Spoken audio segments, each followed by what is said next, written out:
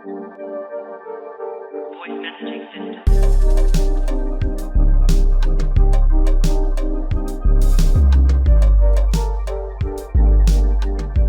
Alright people, so we're back with the speaker modeling series. So it's almost over guys, okay? Just keep watching these videos because they are useful.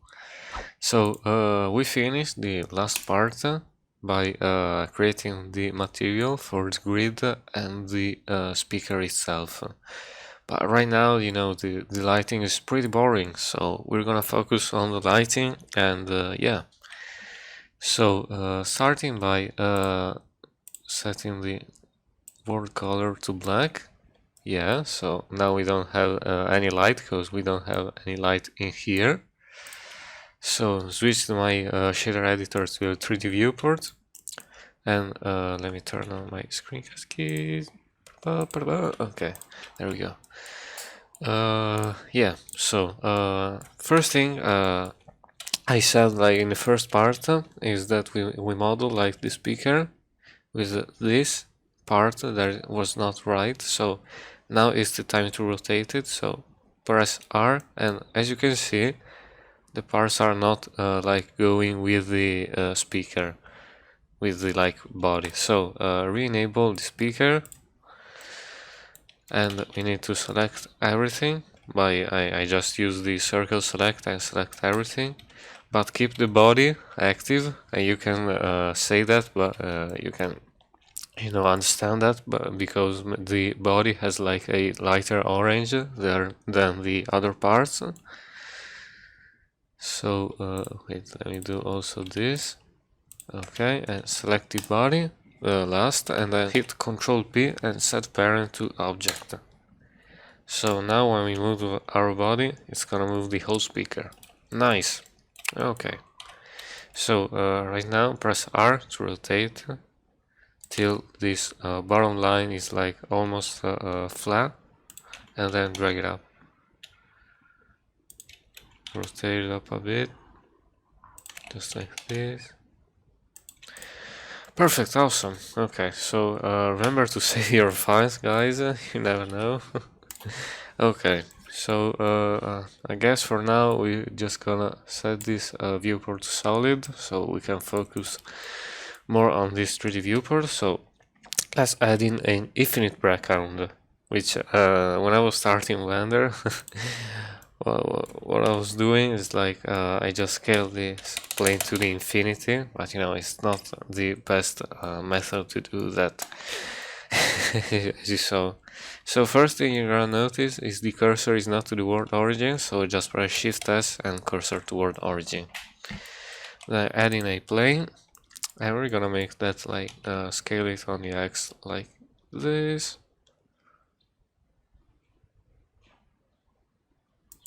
Yeah, okay.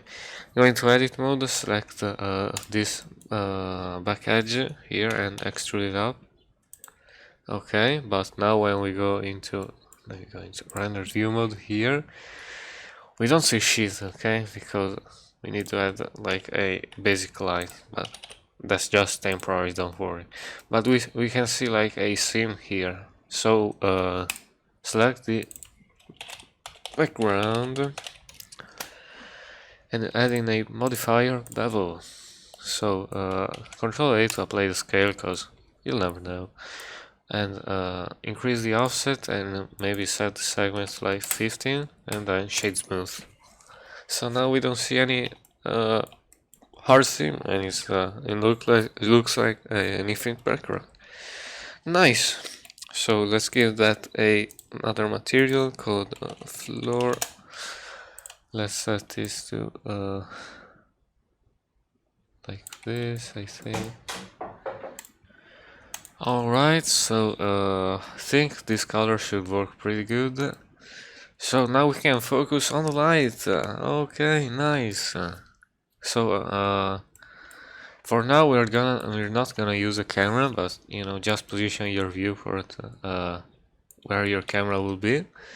So yeah, so select this point light and switch it to an area light, and I like to set this to disk. increase the size just like this, and point it like to the right, and double tap R to rotate it so it points the speaker, and this is going to be our key light. Okay, and just increase the power to, I don't know, 30 is a bit too much. Let's set this to 15. Yeah, 15 is pretty good. And another thing, select the background again and set the roughness to 1 so we don't have any reflection, as you can see. Okay. Yeah, so just duplicate our key light and drag it a bit like far away. Double tap R to rear or orient the light. Maybe even a bit further. And if you're like struggling with double R to point the light, there's this little handy point that you can point wherever you want. Okay. Let me do this. Oh shoot, what am I doing? Okay. Resize this and set this to maybe like 8. Okay, nice. One last light we're gonna do is duplicate one of the key lights wherever this is our fill light. Okay, and this is going to be our top light. And we're gonna select all of the lights and move it to a new collection called lights. Okay, to the top light, select it and press Alt R to reset the rotation and point it above the speaker. Just like that to like reduce some of the shadow, as you can see. Nice.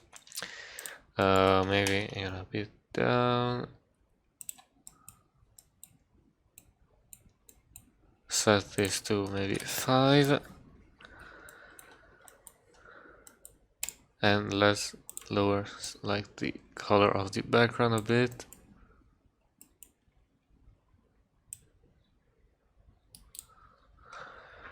Okay, so if you like trying to reposition the body and you're like misclicking the lights, what you can do is enable this cursor here and disable the cursor, which means it cannot be selected in the viewport of the collection of the lights. So now I can't click it. Okay. What I used in the final render is some highlights on these rings, and as you can see we are getting them. And I want to show you what the bevel modifier does on the body. So I'm just gonna position my 3 viewports here, and as you can see the light is being cached like very soft here, but if we disable the modifier here, you can see it's like a sharp edge, which is like trash. So it's you get it. Okay, it's important to have a bevel modifier. Okay, so let me just duplicate our body, and as you can see we are duplicating only our body, so we need to select everything which is in our body. So let's review that. Shift D, and I think I used like something like this.